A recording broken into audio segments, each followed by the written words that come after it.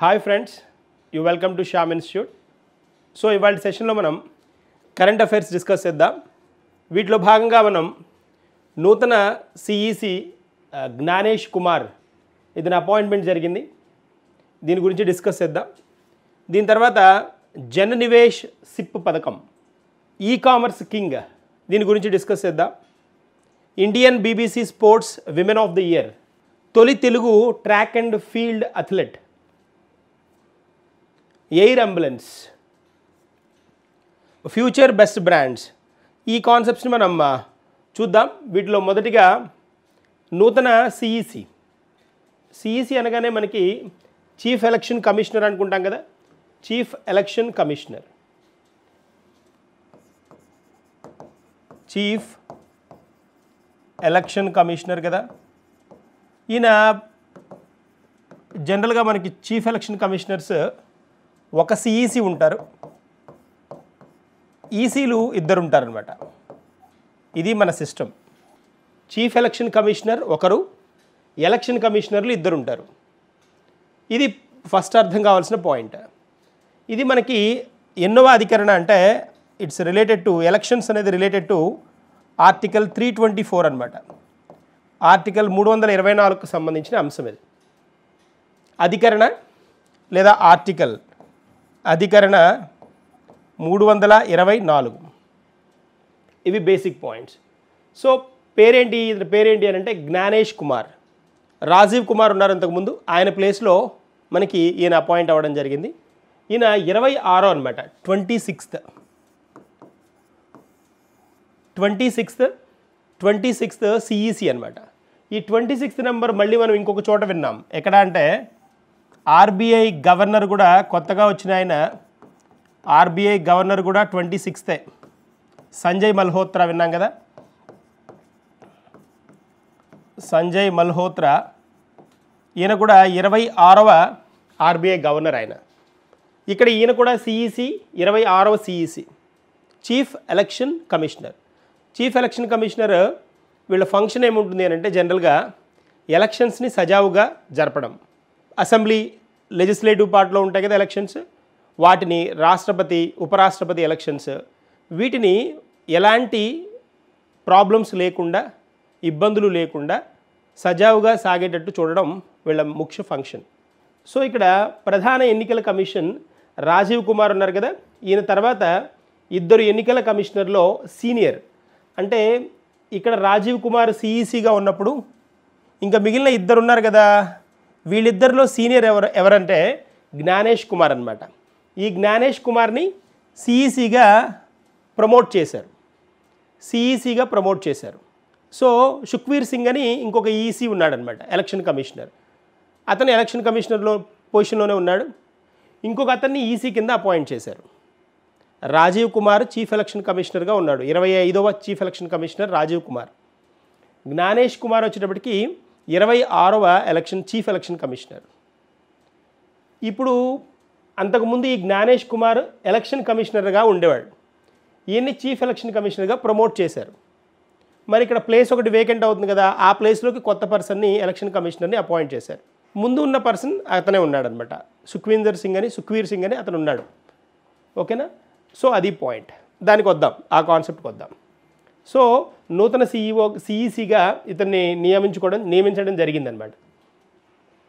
తర్వాత ఒకసారి మనం చూస్తే ఇతని స్పెషల్ ఏంటి అని అంటే, ఈ జ్ఞానేష్ కుమార్ మనకి ఆర్టికల్ 370, ఆర్టికల్ 370 ఉంది కదా, జమ్మూ కాశ్మీర్ కాంటెక్స్ట్కి సంబంధించిన అంశం కదా, అది జమ్మూ కాశ్మీర్కి సంబంధించినది. సో ఆ పర్టికులర్ అంశంలో 370 అధికరణ రద్దు కాన్సెప్ట్లో ఈయన ప్రముఖ పాత్ర పోషించాడనమాట. అప్పుడు ఈయన హోమ్ సెక్రటరీగా ఉన్నారు. సో చాలా ముఖ్య పాత్ర వహించారు జ్ఞానేష్ కుమార్. ఇదిగోండి ఆర్టికల్ 370కి రిలేటెడ్ అనమాట, దీని రద్దు పైన అనమాట. అంటే జమ్మూ కాశ్మీర్కి స్పెషల్ ప్రొవిజన్స్ ఉన్నాయి కదా, వాటిని తొలగించే ఆర్టికల్ అనమాట, అధికరణ అనమాట. ఎలక్షన్ కమిషన్ ఏ ఆర్టికల్ 324. తర్వాత ఇక్కడికి వచ్చేటప్పటికి తదుపరి ప్రధాన ఎన్నికల కమిషనర్గా ఆయన 5 రాష్ట్రాల ఎన్నికలకు బాధ్యత వహించబోతున్నారు. అంటే ఇంకా తర్వాత జరగబోయే ఎన్నికలన్నింటికి ఈయన ఏం చేస్తారు అంటే ముఖ్య పాత్ర వహించాలి కదా. అంటే 2025లో, 26లో, 27లో తర్వాత 2029లో. సో ఈ ఎలక్షన్స్ అన్నింటికి ఈయన బాధ్యత వహిస్తారనమాట. అంటే జనరల్గా వీళ్ళ టర్మ్ ఎన్ని సంవత్సరాలు ఉంటుంది అంటే మనకి చీఫ్ ఎలక్షన్ కమిషనర్ది ఈ టర్మ్ 6 ఇయర్స్ ఉంటుంది, 6 సంవత్సరాలు లేదా 65 సంవత్సరాలు అనమాట. ఏది ముందు వస్తే అదనమాట. ప్రియర్గా 6 సంవత్సరాలు ఫినిష్ అయితే అది, లేదు 65 సంవత్సరాలు కనుక నిండాయంటే ఇది ముందు కింద కౌంట్ చేస్తారు. సో 6 ఇయర్స్ ఉంటుంది వీళ్ళ టర్మ్. ఇక్కడ దీనిలో ఏమవుతుంది అంటే ఈ సిఈసి 6 ఇయర్స్ అనుకున్నాం కదా, వీళ్ళున్న టర్మ్ అంటే ఇప్పుడు ఈయన 2025లో కదా అపాయింట్ అవుతున్నారు, 2029 దాకా ఉంటారనమాట. 2029 దాకా ఈయనే చీఫ్ ఎలక్షన్ కమిషనర్గా ఉంటారు. సో ప్రతిపక్ష పాలిత అంటే ప్రతిపక్షం రూల్ చేస్తున్న అంటే కాంగ్రెస్ గవర్నమెంట్ రూల్ చేస్తున్న వెస్ట్ బెంగాల్లో, పశ్చిమ బెంగాల్లో 2026లో ఎలక్షన్ జరగబోతోంది. కేరళలో 2026లోనే, తమిళనాడు 2026, వీటితో పాటు బీహార్లో 2025. 2025లో ఎలక్షన్ జరగబోతున్న అసెంబ్లీ ఎలక్షన్ జరగబోతోంది బీహార్ అనమాట. అస్సాం, పుదుచ్చేరి, తమిళనాడు, కేరళ, వెస్ట్ బెంగాల్ ఈ 5టికి 2026లో జరగబోతుంది. కొన్ని రాష్ట్రాలకి గోవా లాంటి వాటికి 2027లో కూడా ఎలక్షన్ జరగబోతుంది అనమాట. ఈ మధ్యలో మళ్ళీ నెక్స్ట్ ఇయర్ వచ్చినప్పటికి 2027లో మళ్ళీ మనకి రాష్ట్రపతి, ఉపరాష్ట్రపతి ఎన్నికలు కూడా జరుగుతాయి. వీటన్నిటినీ ఈయనే హ్యాండిల్ చేయాల్సి వస్తుందన్నమాట. అది పాయింట్. తర్వాత మనం ఇంకొక ఎడిషనల్ పాయింట్ చూద్దాం. ఇదిగోండి ఇక్కడ పాయింట్ ఉంది కదా, సుఖ్బీర్ సింగ్ ఉన్నాడు చూడండి. సుఖ్బీర్ సింగ్ సంధు ఈయన మార్చి 15, 2024లో ఇతను ఎలక్షన్ కమిషనర్గా. వీళ్ళు ఎలక్షన్ కమిషనర్స్, కన్ఫ్యూజ్ అవ్వకండి. ఇందాక మనం చెప్పుకున్నది chief election commissioner Gyanesh Kumar, వీళ్ళు ఎలక్షన్ కమిషనర్లు. ఆయన చీఫ్, ముఖ్య ఎలక్షన్ కమిషనర్ ఆయన, వీళ్ళు ఎలక్షన్ కమిషనర్లు అనమాట. సో ఇతను కొత్తగా అపాయింట్ అయ్యాడు, ఇతను ఈరోజే అపాయింట్ అయ్యాడు అనమాట. ఇతను ఎవరు? Vivek Joshi election commissioner. సుఖ్బీర్ సింగ్ కూడా ఎలక్షన్ కమిషనరే, కానీ సుఖ్బీర్ సింగ్ ఆల్రెడీ అంతకుముందే వచ్చారు. ఇప్పుడు కొత్త పర్సన్ ఎవరు? వివేక్ జోషి అనమాట. అంటే ఇప్పుడు చీఫ్ ఎలక్షన్ కమిషనర్తో పాటు ఇతను కూడా కొత్త అపాయింట్మెంట్. ఎందుకు? జ్ఞానేష్ కుమార్ ఎలక్షన్ కమిషనర్గా ఉండేవాడు, అక్కడ నుంచి చీఫ్ ఎలక్షన్ కమిషనర్గా ప్రమోట్ అయ్యాడు అన్నప్పుడు ఒక ఎలక్షన్ కమిషనర్ పొజిషన్ ఖాళీ ఉంటుంది కదా, ఆ ఖాళీని ఇతను భర్తీ చేశాడు అనమాట. That's a point. సో తర్వాత మనం నెక్స్ట్ ఇంకొక కాన్సెప్ట్కి వెళ్దాం. ఇక్కడ చూడండి, ఇంకొక పాయింట్ చూడండి. విఎస్ రమాదేవి, ఈవిడ స్పెషాలిటీ ఏంటి అని అంటే, విఎస్ రమాదేవి ఈవిడ 9వ చీఫ్ ఎలక్షన్ కమిషనర్గా వర్క్ చేశారు. చీఫ్ ఎలక్షన్ కమిషనర్ భారతదేశంలో ఇప్పటి వరకు ఉన్న మొదటి chief election commissioner lady, women chief election commissioner ఈవిడే అనమాట. మొదటి, తర్వాత ఇంకెవరు లేరు కదా, ఈవిడే మొదటి ఎలక్షన్ కమిషనర్, ఈవిడే ఏకైక ఎలక్షన్ కమిషనర్ కూడా విమెన్ ఈవిడే అని చెప్పాలి. విఎస్ రమాదేవి ఈవిడ ఉన్నది తక్కువ టైమే, అంటే ఈవిడ ఉన్న టర్మ్ 16 డేసే ఉన్నారు. ఈవిడ 16 డేసే ఎలక్షన్ కమిషనర్గా ఉన్నారు. 9వ అనమాట, 9th అనమాట రమాదేవి, విఎస్ రమాదేవి. సో 10వ ఎలక్షన్ కమిషనర్ మనకి చాలా famous person, 10th TN Seshan అనమాట. టిఎన్ శేషన్ 10వ ఎలక్షన్ కమిషనర్, చాలా ప్రముఖమైన ఎలక్షన్ కమిషనర్ అనమాట టిఎన్ శేషన్. మనం ఎప్పుడన్నా ఆయన గురించి సందర్భం వచ్చినప్పుడు డిస్కస్ చేద్దాం. It's very best person. చాలా ట్రాన్స్పరెంట్గా పారదర్శకతను ఎలక్షన్ కమిషన్ ఎలక్షన్లని జరపడంలో చాలా పారదర్శకతను తీసుకొచ్చిన పర్సన్గా చెప్తారు భారతదేశంలో టిఎన్ శేషన్ని. ఓకేనా? తర్వాత నెక్స్ట్ మనం ఇంకొక కాన్సెప్ట్కి వెళ్దాం. ఇక్కడ చూడండి, జన్ నివేష్ సిప్ పథకం. దీన్ని ఎవరు ప్రవేశపెట్టారు అంటే state bank of India introduce చేసింది అనమాట, ఎస్బీఐ. జన్ నివేష్ సిప్ అంటున్నాడు. సిప్ అంటే ఎస్ఐపి అంటాం, సిప్ అని. సిప్స్ అనేది ఏంటి అని అంటే, సిప్ అనేది ఒక ఇన్వెస్ట్మెంట్ పద్ధతి, ఒక పెట్టుబడి పెట్టుకునే ఒక మార్గం అనమాట. అంటే మనం ఇప్పుడు ఫర్ ఎగ్జాంపుల్ బ్యాంకుల్లో ఫిక్స్డ్ డిపాజిట్లు చేసుకుంటాం, బ్యాంకుల్లో రికరింగ్ డిపాజిట్స్ చేస్తాం, సేవింగ్స్ డిపాజిట్స్ ఉంటాయి. అలాగే సిప్లు అనేవి ఏంటి అని అంటే, సిప్ కూడా ఒక పెట్టుబడి, ఒక ఇండివిజువల్ మనము ఇన్వెస్ట్ చేసుకోవడానికి ఉన్న ఒక మార్గం అనమాట సిప్ అంటే. సిప్ అంటే ఏంటి అంటే సిస్టమాటిక్ ఇన్వెస్ట్మెంట్ ప్లాన్ అంటాం. Systematic systematic investment plan. Investment plan, systematic investment plan అంటాం. అంటే మ్యూచువల్ ఫండ్స్ అంటాం.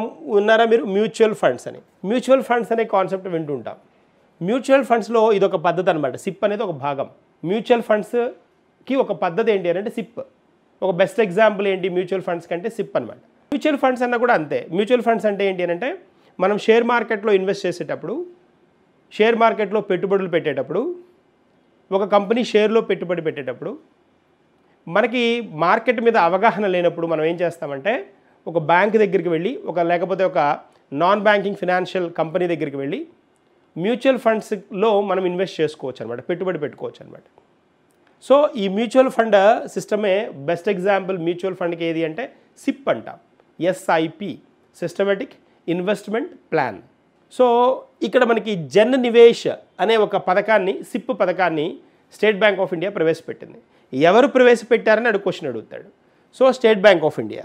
మరి దీని ప్రత్యేకత ఏంటి అని అంటే జనరల్గా ఒక మ్యూచువల్ ఫండ్లో మనం డబ్బులు పెట్టుబడి పెట్టాలి అంటే కనీసం 500 రూపాయలు ఉంటుందన్నమాట. కానీ మొట్టమొదటిసారి భారతదేశంలో ఒక మ్యూచువల్ ఫండ్లో అంటే సిప్ లాంటి ఇన్వెస్ట్మెంట్లో పెట్టుబడిలో 250 రూపాయలకే ఒక సిప్ని ప్రారంభిస్తామని మనకి state bank of India announce చేసింది. అది ప్రత్యేకత. 250 రూపాయలు మినిమం అడుగుతాడు. 250 రూపాయలు. జనరల్గా మ్యూచువల్ ఫండ్కి మినిమం 500 రూపీస్ ఉంటుంది. సో ఇది ప్రత్యేకత అనమాట. ఇక్కడ మరి 500 రూపీస్ కదా జనరల్గా ఉండేది, కానీ ఇక్కడ దీనికి ఎంత అంటే 250 రూపీస్. దీని గురించి స్పెషల్గా ఏం చెప్పింది అని అంటే ఈ పథకం ద్వారా కనుక మనం నెలకి 250 రూపాయలు కనుక ఇన్వెస్ట్ చేస్తే, 250 రూపాయలు నెలకి కనుక మనం ఇన్వెస్ట్ చేస్తే, పెట్టుబడి పెడితే దేనిలో? సిప్లో అనమాట. సిప్లలో ఇన్వెస్ట్ చేస్తే 25 సంవత్సరాల తర్వాత, 25 ఇయర్స్ తర్వాత, ఇక్కడ 25 ఇక్కడ 25 చూడండి, 250 రూపీస్ ఇది 25 ఇయర్స్ అనమాట.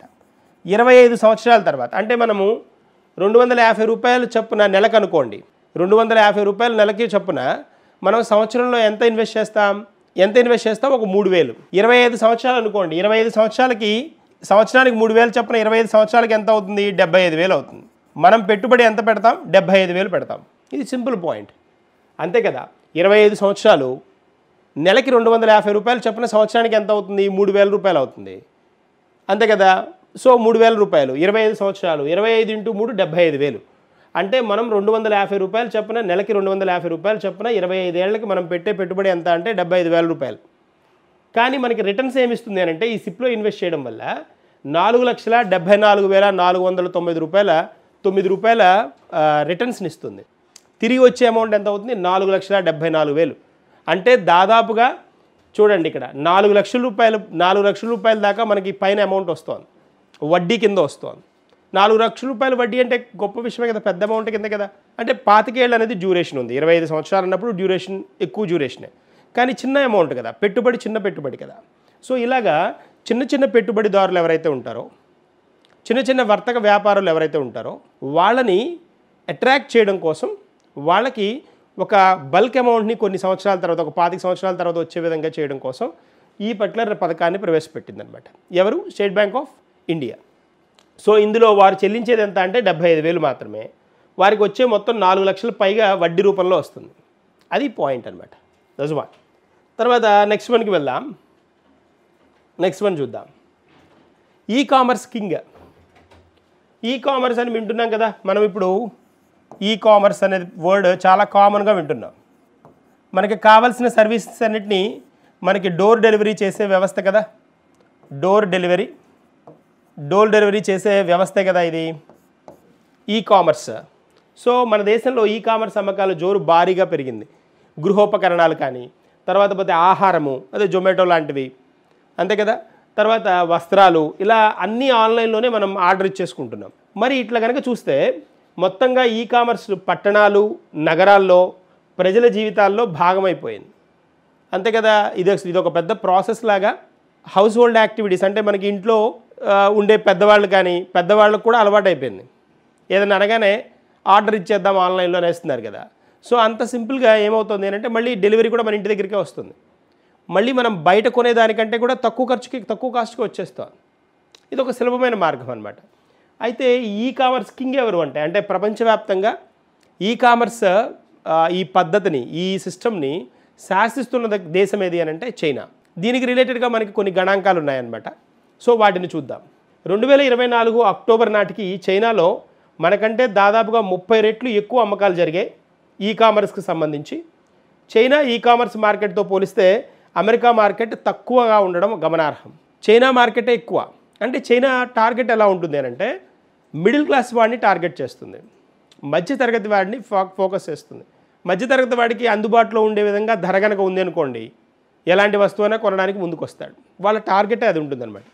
కానీ అమెరికా లాంటి దేశాల్లో ఏమవుతుందంటే మధ్యతరగతి వాడు కంటే కూడా ఎక్కువ బాగా లావిష్గా ఉన్నవాళ్ళు ధనవంతులు ఉంటారు. వాళ్ళని టార్గెట్ చేయాలంటే ఎలాగంటుంది, వస్తువుని బాగా ధర ఎక్కువగా ఉన్నట్టు కనిపిస్తుంది. కాబట్టి సక్సెస్ అయ్యే రేటు తక్కువ. అందుకనే చైనా ఈ పర్టికులర్ ఈ కామర్స్ కాంటెక్స్లో టాప్ పొజిషన్లో టర్న్ అవుతుంది అనమాట. ఇక్కడ మనం అదే మాట్లాడుకుంటున్నాం. కింగ్ ఎవరు అంటే చైనా. ఇక్కడ మనకి కొన్ని గణాంకాలు కనుక మనం చూస్తే ఈ కామర్స్ మార్కెట్ $1 బిలియన్ డాలర్స్లో చూస్తున్నాం. ఆ $1 బిలియన్ మొదటి పొజిషన్లో చైనా ఉంది. First position China, second America, next Japan. ఇవి top nations. First second third పొజిషన్లో ఉన్న దేశాలు. మరి భారతదేశం పరిస్థితి ఏంటి అంటే 4th యూకే ఉంది, 5th Germany, 6th south Korea ఉంటే 6th France, Canada 7th, Italy 8th, India 9th పొజిషన్లో ఉంది. 1 2 3 4 5 6 7 8 9 10th పొజిషన్ కదా. కెనడా ఉంది ఇక్కడ. ఫ్రాన్స్ తర్వాత కెనడా ఉంది, కెనడా తర్వాత ఇటలీ ఉంది, ఇటలీ తర్వాత భారత్ ఇలాగా 10th పొజిషన్లో ఉంది. ఈ కామర్స్ మార్కెట్లో భారత్ స్థానం ఎంత అని అడుగుతాడు. 10th పొజిషన్లో ఉంది కదా. మనకి థర్డ్ పొజిషన్లో జపాన్ ఉంది, సెకండ్లో అమెరికా, ఫస్ట్ చైనా ఉంది. ఎస్, భారత్ చూడండి ఇక్కడ $1 బిలియన్ అనమాట. ఇవి $1469 బిలియన్ చైనా అయితే ఇండియా వచ్చేటప్పటికి $59 బిలియన్. అంటే ఇక్కడ ఈ యూనిట్స్ 10th ప్లేస్లో ఉన్న నెంబర్ కంటే కూడా తక్కువ నెంబర్ మంది. అదనమాట పరిస్థితి. అంటే ఎంత మార్కెట్ పాపులేషన్ ఎక్కువగా ఉండడం, దానిలో మిడిల్ క్లాస్ ఎక్కువ ఉండడం, వాళ్ళని అట్రాక్ట్ చేయడానికి అవసరమయ్యే వస్తువులను తయారు చేయడం, అదే కాన్సెప్ట్ అనమాట. That is one. So China గుర్తుంచుకోవాలి, అమెరికా, జపాన్ ఈ 3 దేశాలు టాప్ 3. ఇండియా వచ్చేటప్పటికి మనకి 10th పొజిషన్లో ఉందన్నమాట. That is one. తర్వాత నెక్స్ట్ మనకి వెళ్దాం. Indian BBC sports women of the year. BBC sports women of the year మనకి ఎవరు అంటే ఇక్కడ చూడండి, వీళ్ళ చాలా స్పెషల్ పర్సన్. ఈవిడ 2024 అంతా మనం గమనిస్తే చాలా చోట్ల చాలా స్పెషల్గా కనిపించింది. ఈవిడ very special person. Bronze medals, silver medals, gold medals కూడా ఇంటర్నేషనల్ ఈవెంట్స్లో గెలిచిన స్పెషల్ పర్సన్ కింద చెప్పుకోవాలి మనం. సో మనకి ఇక్కడ ప్యారిస్ ఒలింపిక్స్ 2024లో కూడా ఆవిడ సత్తాన్ని చాటి చెప్పారు. సో ఈవిడెవరో కాదు, మనకి ఇక్కడ కనిపిస్తున్నారు కదా, మను బాకర్. సో ఇయర్కి ఈవిడని Indian sports women of the ఇయర్గా BBC సెలెక్ట్ చేయడం జరిగింది. BBC Indian sports women of the year, భారతదేశ క్రీడాకారిణి. సో దేనికి స్పోర్ట్స్ విమెన్ కింద అంటున్నాడు. Sports women of the year, Indian sports women of the year 2024 అంటున్నారు. ఎవరు అంటే మను బాకర్. ఈవిడ ఏ స్పోర్ట్? షూటింగ్ కదా, వెరీ స్పెషల్ కింద టర్న్ చేసుకోవాలి మను బాకర్. తర్వాత మనకి అవనీ లేఖరా ఈవిడ పారా స్పోర్ట్స్ విమెన్ అనమాట. షూటర్ ఈవిడ కూడా. అవనీ లేఖరా ఈవిడ కూడా BBC పారా స్పోర్ట్స్ విమెన్గా ఈవిడని ఎంపిక చేశారు. BBC స్పోర్ట్స్ విమెన్గా మను బాకర్. అవనీ లేఖరా వచ్చినప్పటికి పారా స్పోర్ట్స్ విమెన్, అదే తెలుసు కదా, డిజేబుల్డ్ అనమాట. So BBC para sports women Avani Lekhara sports. తర్వాత నెక్స్ట్ స్పోర్ట్స్ పార్ట్లోనే తర్వాత నెక్స్ట్ వచ్చినప్పటికి మనకి Indian sports women of the year BBC emerging player of the year. Emerging player of the year వచ్చినప్పటికి శీతల్ దేవి. ఈవిడ ఎమర్జింగ్ ప్లేయర్. ఇక్కడ డిఫరెన్స్ చూపిస్తున్నాడు చూడండి.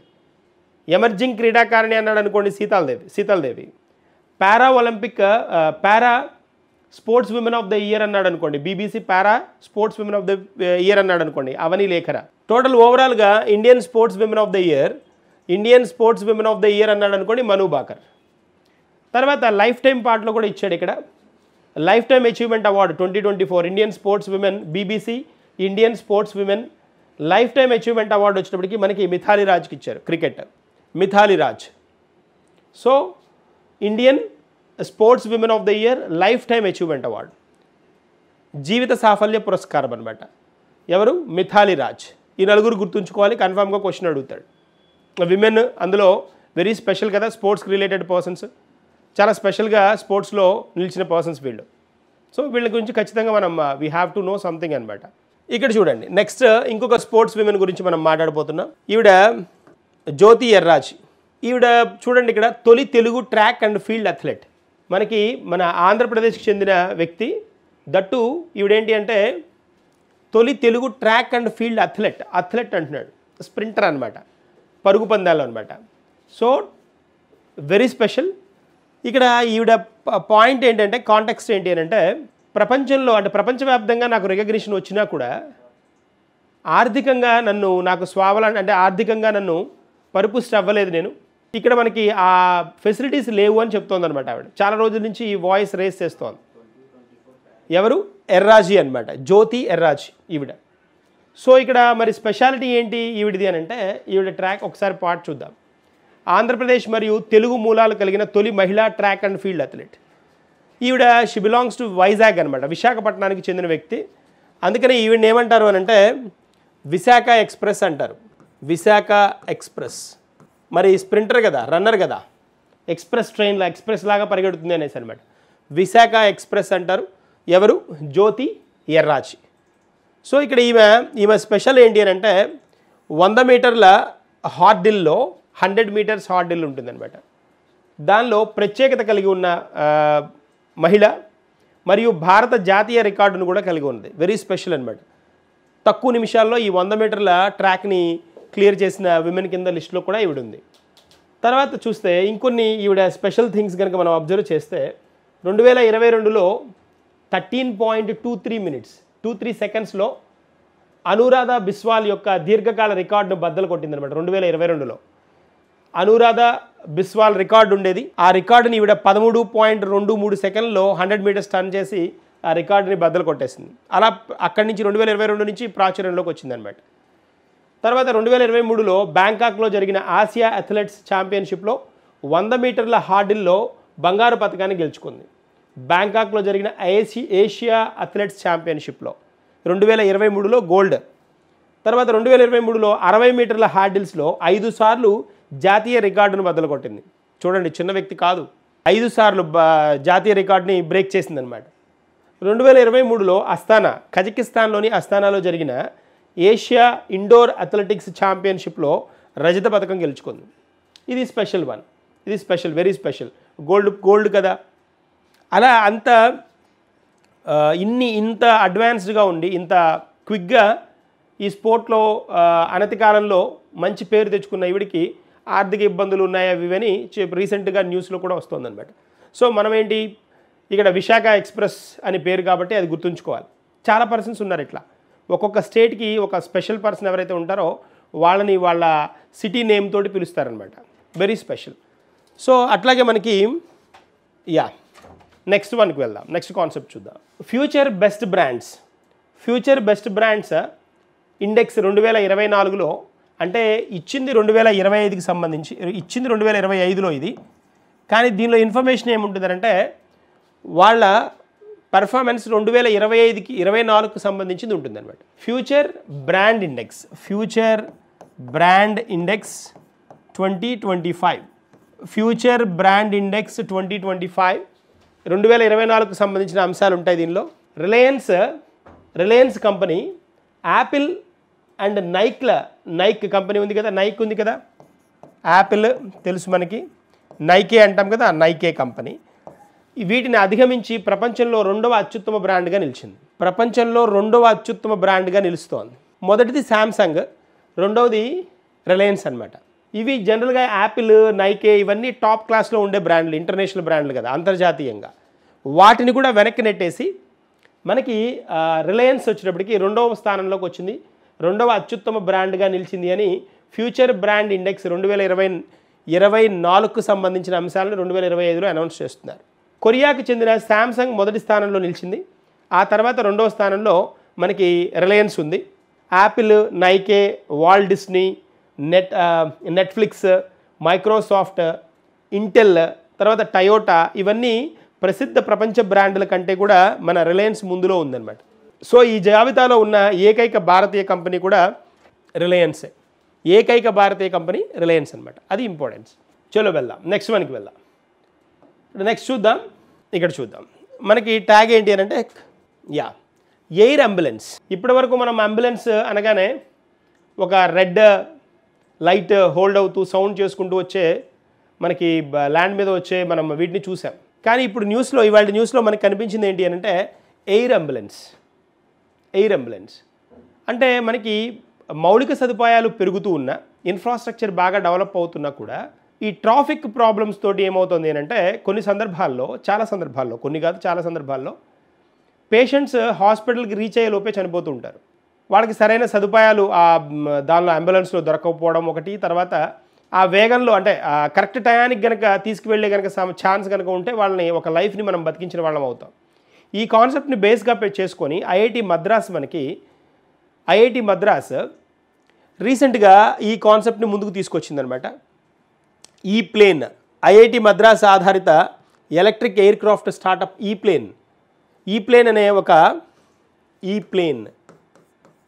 ఇది ఒక అంకుర కంపెనీ అనమాట, ఒక స్టార్టప్ కంపెనీ అనమాట, అంకుర సంస్థ. దీంతో ఐఐటి మద్రాస్ ఈ రెండు కలిసి ఎయిర్ అంబులెన్స్ అనే కాన్సెప్ట్ని తీసుకొచ్చాయి. ఎయిర్ అంబులెన్స్ అంటే ఎక్కడైతే మనము ఈ పేషెంట్స్ ఉంటారో ఆ పేషెంట్ ఇన్ఫర్మేషన్ జీపీఎస్ ద్వారా కనుక్కొని అక్కడ డైరెక్ట్గా రోడ్డు మీదే ల్యాండ్ అయిపోతుంది. జనరల్గా ఏరోప్లేన్స్కైనా హెలికాప్టర్స్కైనా హెలిప్యాడ్స్ ఇవి డిఫరెంట్ ప్లేసెస్ ఉండాలి. కానీ ఇది అలా అవసరం లేకుండా అక్కడ దిగిపోయి పేషెంట్ని తీసుకొని పేషెంట్కి కావాల్సిన ఫస్ట్ ఎయిడ్ ఉంటుంది కదా, ఇమ్మీడియట్గా కావాల్సిన దానిలోనే ఒక డాక్టర్ అవైలబుల్గా ఉంటారు. తర్వాత పోతే కావాల్సిన బేసిక్ ఎక్విప్మెంట్ అవైలబుల్గా ఉంటాయి. ఇవన్నీ ప్రమాదంలో కరెక్ట్ టయానికి కనుక తీసుకువెళ్ళలేకపోతే వచ్చే ఏవేవైతే ప్రాబ్లమ్స్ ఉన్నాయో వాటిని కంట్రోల్ చేయడానికి ఈ వ్యవస్థ అనమాట మనకి. దీనిలో ఏమవుతుంది, మ్యాక్సిమం వీళ్ళు మ్యాక్సిమం గంట అనమాట లో కావాల్సిన దగ్గర హాస్పిటల్ని ట్రాక్ చేసుకొని దాని దగ్గరికి తీసుకువెళ్ళడానికి స్కోప్ దొరుకుతుంది. ఇది మనకి ఇండియాలో ప్రతి జిల్లాలో అంటే దాదాపుగా 700 పైగా కూడా ఇలాంటి ఎయిర్ అంబులెన్స్ని ఇంట్రడ్యూస్ చేయాలని ప్రభుత్వం ఆలోచిస్తుంది అనమాట. సో ప్రతి జిల్లాకి కనీసం ఒకటన్నా ఉండాలి ఇలాంటిది అనేది ప్లాన్ అనమాట. సో ఇక్కడ చూస్తే మనం దాదాపుగా ఈ ఎలక్ట్రిక్ ఎయిర్ క్రాఫ్ట్ స్టార్టప్ ఈ ప్లేన్ కంపెనీ 788 ఎయిర్ అంబులెన్స్లను సరఫరా చేయడానికి రెడీగా ఉంది. ఇవి భారతదేశంలోని ప్రతి జిల్లా అంతటా మోహరించబడతాయి. ప్రతి జిల్లాకి స్ప్రెడ్ చేయాలనేది కాన్సెప్ట్ అనమాట. తర్వాత మనం కనుక చూస్తే దీనిలోనే ఈ ప్లేన్ కంపెనీ ఉంది కదా, ఈ ప్లేన్ అనేది ఒక స్టార్టప్ కంపెనీ అనమాట. ఈ స్టార్టప్ కంపెనీని 2017లో స్టార్ట్ చేశారు. 2017లో ప్రొఫెసర్ సత్య చక్రవర్తి అనమాట, ఇతను అనమాట, హీజ్ ద పర్సన్. ఈ ఎయిర్ అంబులెన్స్ అనే కాన్సెప్ట్ ఎవరిది అని అంటే ఇతను సత్య చక్రవర్తి అనమాట. ఇతను ఐఐటి మద్రాస్ తోటి టైఅప్ అయి వీటిని భారతదేశానికి అంటే భారత ప్రభుత్వానికి ఇవ్వాలి అనేది వీళ్ళ ఆలోచన అనమాట. That's point. సో తర్వాత నెక్స్ట్ వన్ చూద్దాం. నెక్స్ట్ వన్కి వస్తే రాష్ట్రాలలో పంచాయతీలకు అధికార వికేంద్రీకరణ స్థితి. సో పంచాయతీలకు అధికార వికేంద్రీకరణ స్థితి 2024 నివేదిక. అంటే మనకి పంచాయతీలు ఉంటాయి కదా, ఈ పంచాయతీలు వాటి స్వయం ప్రతిపత్తి ఏదైతే ఉంటుందో దాన్ని ఎంతవరకు ఇవి ఉపయోగించుకుంటున్నాయి దానిని బేస్ చేసుకొని వీటికి ర్యాంకులు ఇచ్చారనమాట. అదే ఈ నివేదిక రిపోర్ట్ అనమాట. సో దానిలో మనం కనుక గమనిస్తే దీన్ని కేంద్ర పంచాయతీరాజ్ సహాయ మంత్రి ఎస్పీ సింగ్ బఘేల్ ఇతను ఇంట్రడ్యూస్ చేయడం జరిగిందనమాట. దీని శీర్షిక ఏంటి అని అంటే, అంచనా ఏంటి అని అంటే, రాజ్యాంగంలోని ఆర్టికల్ 243G 243G అనమాట. దీని మీద ఫోకస్ చేస్తుంది. పంచాయతీలకు సంబంధించిన ఒక ఆర్టికల్ అధికరణ ఇది. సో దీనిలో ఏంటి అని అంటే, పంచాయతీలు స్వయం ప్రతిపత్తిని అంటే ఆలోచనలు డెసిషన్ తీసుకోవడంలో లేదా ఏదన్నా ప్రోగ్రామ్ని అమలు చేయడంలో ఎంత స్వయం ప్రతిపత్తి కలిగి ఉన్నాయి అనే దాన్ని చెప్తుందన్నమాట. ఏది ఈ పర్టికులర్ ఇండెక్స్. దీనిలో ఏమేమి తీసుకుంటారంటే వీళ్ళు 6 పారామీటర్స్ తీసుకుంటారు. పారామీటర్స్ ఎన్ని ఉంటాయంటే 6 పారామీటర్స్ అనమాట. 6 పారామీటర్స్ని కన్సిడర్ చేస్తారు. వాటిలో ఏమేమి ఉంటాయి అని అంటే ముసాయిదా ఒకటి ఉంటుంది, దాన్నే ఫ్రేమ్ వర్క్ అంటాం కదా, ముసాయిదా ఒకటి ఉంటుంది. తర్వాత విధులు, ఫంక్షన్స్ ఏమేమి ఉన్నాయి చూస్తారు, వాటి ఫంక్షన్స్ ఏంటి అని. తర్వాత ఆర్థికాలు ఎలా ఉన్నాయి, ఆర్థికపరమైన అంశాల్లో పంచాయతీ ఎలా ఉంది. తర్వాత కార్యనిర్వాహకులు ఎలా ఉన్నారు, కార్యనిర్వహణ ఎలా ఉంది, ఇది చూస్తారు. తర్వాత వీటికి సామర్థ్యం వృద్ధి ఎలా ఉంది, సామర్థ్య వృద్ధి, కెపాసిటీ బిల్డింగ్ ఎలా ఉంది అని. తర్వాత దీని జవాబుదారీతనం, అంటే ప్రజలకి ఎంత జవాబుదారీతనం, ప్రజలకి ఇవి ఎంత జవాబుదారీతనంగా ఉన్నాయి, అంటే అకౌంటబుల్గా ఉన్నాయి, అంటే వస్తున్న డబ్బుల్ని, పంచాయతీకి వచ్చిన డబ్బుల్ని ఎంత పర్ఫెక్ట్ వేలో ఖర్చు పెడుతున్నాయి అనే ఈ సిక్స్ పారామీటర్స్ని తీసుకొని ఈ పంచాయతీల డిఫరెంట్ స్టేట్స్లో ఉన్న పంచాయతీలని వీటికి ర్యాంకింగ్ ఇచ్చారనమాట. సో ముసాయిదా, విధులు, ఆర్థికాలు, కార్యనిర్వహణ, సామర్థ్య వృద్ధి, జవాబుదారీతనం, ఈ 6 కోణాల్లో ఈ పంచాయతీలు, వివిధ రాష్ట్రాల్లో ఉన్న పంచాయతీలని వీళ్ళు ఏం చేశారు అంటే ఏది బెస్ట్, ఏది టాప్, ఏది నెక్స్ట్ అనేది క్లాసిఫై చేశారనమాట. అలాగా మనకి కొన్ని వీళ్ళు తీసుకున్న 6 కొలతలు అనమాట. ఎన్ని కీలకమైన పారామీటర్లు, 6 పారామీటర్లు. టాప్ 5 రాష్ట్రాలు కనుక మనం చూస్తే, అంటే ఈ ఓవరాల్గా 5 స్టేట్స్ ఏవి అంటే ఓవరాల్గా అన్నింటిలో ఈ 6 పారామీటర్లలో టాప్ ఏది అంటే ఈ 6 పారామీటర్లలో మనం చూస్తే టాప్ కర్ణాటక మొదటి పొజిషన్లో ఉంది. కర్ణాటక మొదటి పొజిషను. తర్వాత పొజిషన్లో కేరళ ఉంది, 2వ ప్లేస్లో కేరళ. తమిళనాడు 3వ ప్లేస్లో ఉంది. తర్వాత మనకి మహారాష్ట్ర 4, తర్వాత ఉత్తరప్రదేశ్ 5 స్థానాల్లో ఉన్నాయన్నమాట. ఓవరాల్గా అన్నింటిలో కలిపి, అన్ని 6 పారామీటర్లో కలిపి. అయితే ఇక్కడ మనం కన్సిడర్ చేయాల్సిన పాయింట్ ఏంటి అని అంటే, చూడాల్సిన పాయింట్ ఏంటి అని అంటే, ఇదిగోండి ఇక్కడ ఒక్కొక్క దానికి బట్టి ఇచ్చాడు చూడండి. ఒక్కొక్క దాంట్లో వీటి పారామీటర్లో ఏ స్టేట్ పెర్ఫార్మెన్స్ బాగుందో చెప్తున్నాడు. ఫ్రేమ్వర్క్ వైజ్ వచ్చేటప్పటికి ఇదిగోండి, ఫ్రేమ్వర్క్ వైజ్ కేరళ టాప్ అనమాట. ఏది ఒక పారామీటర్లో. ఇందాక మనం కర్ణాటక, కేరళ అక్కడ చెప్పుకున్న ఆర్డర్ ఏంటి అని అంటే మొత్తం 6 పారామీటర్లో టాప్ ఇవి వచ్చి ఒక్కొక్క పారామీటర్లో ఏ రాష్ట్రం అనేది. ముసాయిదాకు వచ్చినప్పటికీ అంటే దీనిలో ఏముంటాయి, పంచాయతీలకు బలమైన చట్టపరమైన మరియు సంస్థాగత చట్టం అనమాట. సంస్థాగతంగా అవి ఎంత స్ట్రాంగ్గా ఉన్నాయని చెప్పేది ముసాయిదా. దీనిలో కేరళ టాప్ పొజిషన్లో ఉంది. ఫంక్షన్స్లో అంటే వాటికి ఉన్న విధులని నిర్వర్తించడంలో ఏ రాష్ట్రం టాప్లో ఉంది అంటే తమిళనాడు. పంచాయతీలకు క్రియాత్మక బాధ్యతలను అప్పగించడంలో. తర్వాత ఆర్థిక పరంగా అంటే బాగా స్ట్రాంగ్గా, ఫినాన్షియల్గా స్ట్రాంగ్గా ఉన్న పంచాయతీలు ఎక్కడున్న ఏ రాష్ట్రం అంటే కర్ణాటక. ఉత్తమ ఆర్థిక నిర్వహణ పద్ధతులు అనమాట. అంటే ఉన్న డబ్బులని చాలా ప్రశాంతంగా, పర్ఫెక్ట్గా ఖర్చు పెడుతూ వాళ్ళకి కావాల్సిన పంచాయతీకి సంబంధించిన అవసరాలు, ఆర్థిక అవసరాలను కరెక్ట్గా క్లియర్ చేసుకోవడం అనమాట. తర్వాత కార్యకర్తలు అంటే సిబ్బంది నిర్వహణ మరియు సామర్థ్య నిర్మాణ ప్రయత్నాలు. అంటే బాగా యాక్టివ్గా వర్క్ చేసే సామర్థ్యం ఉన్న కార్యకర్తలు ఉన్న రాష్ట్రం పంచాయతీలు ఏవి అంటే గుజరాత్లో ఉన్న పంచాయతీలు. తర్వాత సామర్థ్యం వృద్ధి అంటే డెవలప్ చేసుకుంటూ సామర్థ్యాన్ని పెంపుదల, అంతకుముందు ఉన్నదానికంటే సామర్థ్యం పెంచుకుంటూ ఉన్న రాష్ట్రాలలో మనకి తెలంగాణ పంచాయతీలు కనిపిస్తున్నాయి. తర్వాత పారదర్శకత అంటే ట్రాన్స్పరెంట్గా, అవినీతి తక్కువగా. తర్వాత జవాబుదారీతనంతో, అకౌంటబుల్గా అంటే ప్రతి రూపాయి లెక్కపత్రం కరెక్ట్గా ఉంటున్న పంచాయతీలు ఏవి అంటే కర్ణాటక రాష్ట్రంలో మనకు కనిపిస్తున్నాయి. ఇది లిస్ట్ అనమాట మనకి, ఇది లిస్ట్. తర్వాత చూస్తే మనం ఇక్కడ మనకి ఈ కాంటెక్స్ట్లోనే తెలంగాణ ఇక్కడ సామర్థ్య వృద్ధిలో ఉంది కదా. ఆంధ్రప్రదేశ్కి వచ్చినప్పటికి మనకి ఆంధ్రప్రదేశ్, హిమాచల్ ప్రదేశ్, మధ్యప్రదేశ్, ఈ 3 ప్రదేశ్లు ఇవన్నీ టాప్ రేంజ్లో ఉన్నవన్నమాట. ఇవన్నీ ఏంటి అంటే మీడియం స్టేజ్లో ఉన్న రాష్ట్రాలు అనమాట పంచాయతీల్లో. మీడియం అంటే ఏంటి అంటే 50-55 ఈ రేంజ్లో అనమాట. 50-55 రేంజ్లో ఉన్నవి, 70-75 రేంజ్లో ఉన్నవి ఇవి అనమాట. సో 50-55 అంటే మీడియం రేంజ్లో ఉన్నది. ర్యాంక్ అంటూ చెప్పలేం వీటికి. సో 50-55 రేంజ్లో మీడియం స్టేజ్లో ఉన్న రాష్ట్రాలలో మనకి ఆంధ్రప్రదేశ్, హిమాచల్ ప్రదేశ్, మధ్యప్రదేశ్ ఉన్నాయన్నమాట. సో అది మనకి ఇక్కడ అంశం. ఇప్పుడు దీనికి రిలేటెడ్గా మనము 2 క్వశ్చన్స్ చూద్దాం. ఇక్కడ చూడండి, ఈ నివేదిక మరొక పేరుతో ఏమని పిలుస్తారు అంటున్నాడు.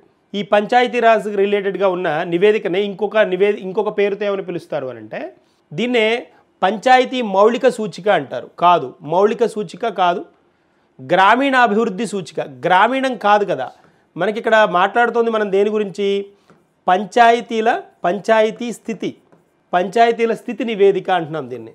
పంచాయతీల స్థితి నివేదిక అనొచ్చు, ఇదొక పేరు, లేదా పంచాయతీ వికేంద్రీకరణ సూచిక అనొచ్చు. పంచాయతీ వికేంద్రీకరణ సూచిక అనొచ్చు, సూచిక లేదా నివేదిక. నివేదిక అనేది కరెక్ట్, రిపోర్ట్ అంటున్నాడు కాబట్టి నివేదిక. స్థానిక పాలనా శక్తి సూచిక అంటున్నాడు, రాంగ్. సో దీనిని ఏమని పిలవచ్చు ఇంకా అంటే మనకి ఆన్సర్ సి అనమాట. పంచాయతీ వికేంద్రీకరణ సూచిక లేదా పంచాయతీ వికేంద్రీకరణ నివేదిక అని పిలవచ్చు. తర్వాత ఇంకో క్వశ్చన్ చూద్దాం. పంచాయతీల స్వయం ప్రతిపత్తి ఏ రాజ్యాంగ ఆర్టికల్ని ప్రతిబింబిస్తుంది అన్నాడు. ఇది మనకి కొంచెం పాలిటీకి సంబంధించిన అంశం కదా. మనం చెప్పుకున్నాం ఆర్టికల్ 243G అనమాట. 243G చాలా చాలా ఇంపార్టెంట్. ఇక్కడ ఆల్ఫాబెట్స్ అన్నీ కలుస్తాయి అనమాట. అదే ఒకటే ఆర్టికల్కి 47, 243A, B, C అలా వస్తాయన్నమాట. సో మనకి ఇక్కడ కావాల్సింది ఏంటి, మన ఆన్సర్ ఏంటి అని అంటే answer B is correct. 243G అనమాట. ఇవి మనకి ఈరోజు కరెంట్ అఫైర్స్. నెక్స్ట్ సెషన్లో కలుద్దాం, ఇంకొన్ని కాన్సెప్ట్స్ డిస్కస్ చేద్దాం. I wish you all the best. Thank you.